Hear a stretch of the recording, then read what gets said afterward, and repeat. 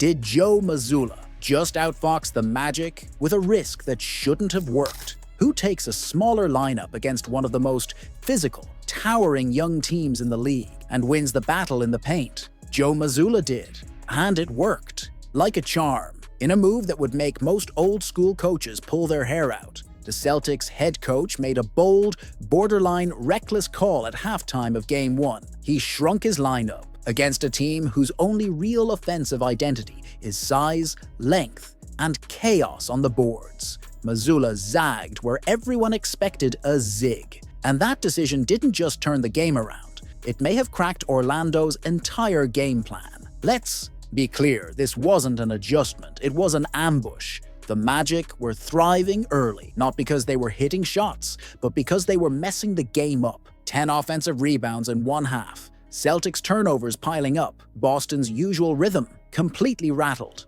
This was classic disrupt and dominate Orlando. Basketball, the brand that let them punch above their weight. All season, they weren't winning with talent, they were winning with chaos. So, what did Mazzulla do? He pulled size off the court. Kristaps Porzingis and Al Horford, the Celtics' twin towers of finesse and stability, saw their minutes slashed. Luke Cornett was almost erased from the rotation after halftime. Even Jaylen Brown, yes, that Jaylen Brown, played 6 fewer minutes in the second half. And into the fray stepped Jrue Holiday, Derek White, and most shockingly, Peyton Pritchard, the 6.1 firecracker who saw his minutes triple after the break. The result? Orlando's entire advantage evaporated. Boston flipped the rebounding numbers against a bigger team, from being bullied in the first half to out-rebounding the Magic 23-18 in the second, while holding them to just 3 offensive boards.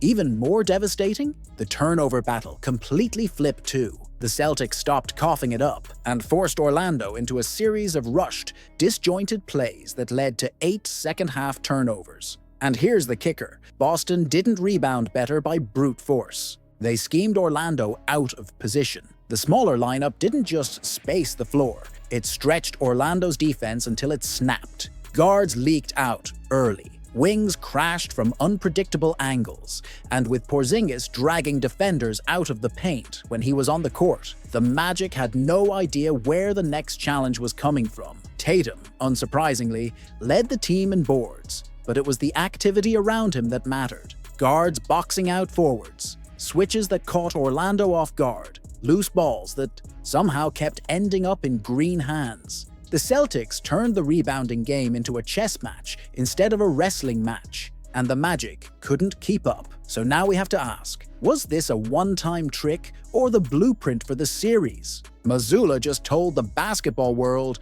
"I'll take your size and raise you chaos." But does that card work more than once? Can you really outsmall a big team for a full series? Because let's not forget, this wasn't a panic move. This was surgical. Boston didn't just shrink the floor, they sped it up. They neutralized the Magic's one advantage without dominating the paint in a traditional sense. It wasn't brute strength, it was positioning, movement, anticipation. It was IQ over wingspan. Is Jrue Holiday about to break the Magic's game plan? What if the key to dismantling Orlando's rising stars isn't Tatum or Brown, but a 33-year-old guard with a reputation for ruining offensive dreams? In Game 1, while headlines focused on Derek White's shooting or Tatum's fall, something far more disruptive was brewing just beneath the surface. Jrue Holiday was orchestrating a defensive masterclass, and not against secondary players. He went straight for the jugular. The assignment?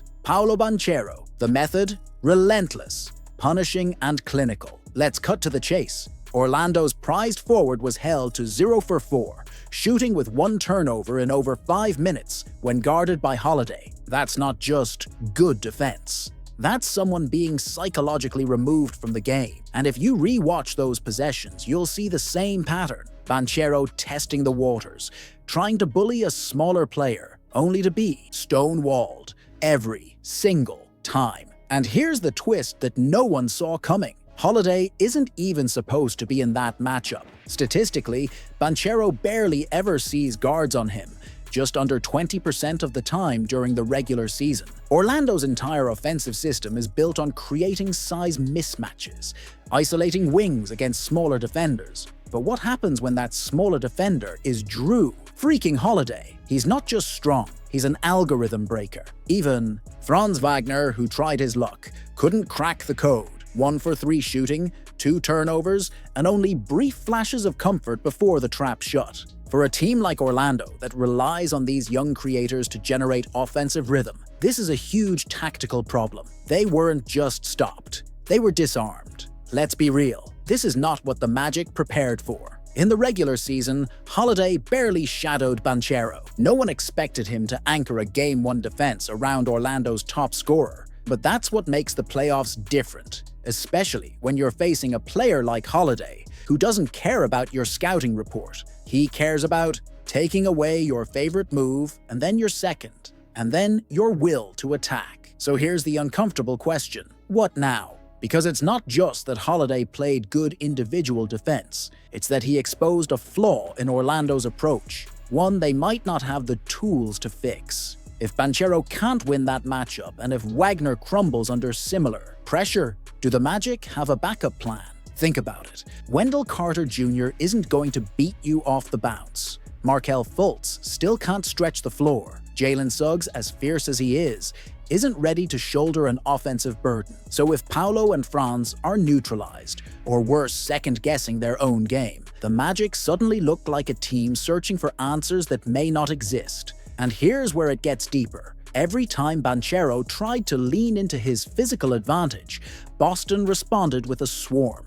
Kristaps Porzingis rotated off Wendell Carter without hesitation, leaving Orlando with a dangerous dilemma: kick out to a cold shooter or barrel through a brick wall. In either scenario, the defense wins. This is where the psychological warfare begins. Paolo knows he should dominate a matchup against a smaller defender. That's his job. But if he starts hesitating, if the fadeaway becomes his comfort shot because the paint feels like a trap, it wasn't just a hard foul. It wasn't just playoff basketball. What happened to Jayson Tatum in the fourth quarter of Game 1 went deeper than that. And whether the Celtics want to admit it or not, the seeds of tension have been planted. Jrue Holiday called it a hard foul. He's taking on that challenge, and he knows that we need him out there, and we understand that he's fighting through and trying to give it his all, and we appreciate that. And I think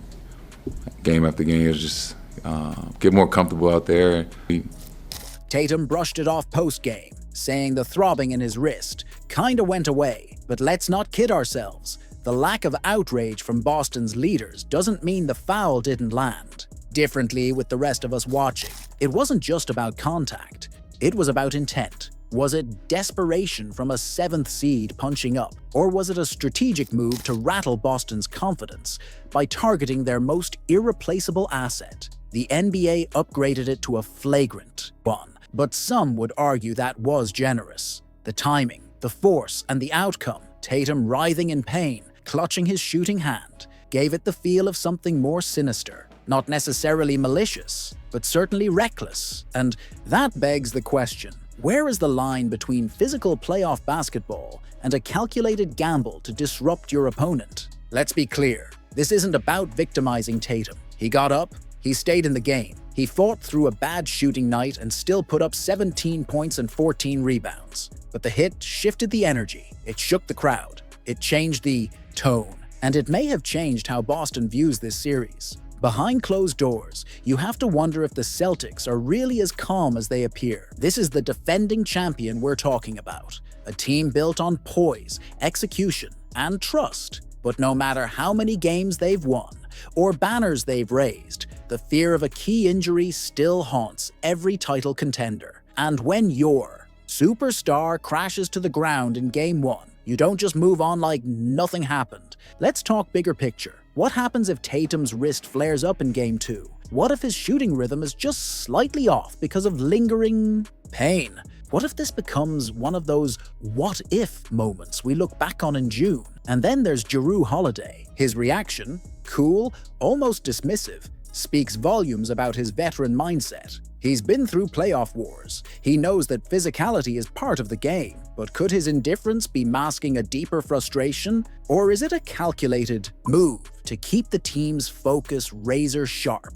This foul could be a blueprint, a signal to the rest of the league. You can't outshoot the Celtics. You can't outdefend them for 4 quarters. But maybe, just maybe, you can shake them mentally and physically. And in a best-of-7 series, that's sometimes all it takes. Now let's talk about Jaylen Brown, playing through a bone bruise in his right knee. He's the other half of Boston's superstar duo, and yet he's flying under the radar. His 16 points in Game 1 came quietly, but his presence was essential. Still, how sustainable is this? He's getting injections just to stay on the court. How long before that catches up with him? Joe Mazzulla says there are no restrictions, but no restrictions doesn't mean no risk. The Celtics are balancing on a knife's edge. One wrong step from Brown, one awkward fall from Tatum, and the entire playoff narrative shifts overnight. So where does that leave us heading into Game 2? Boston is expected to stay composed.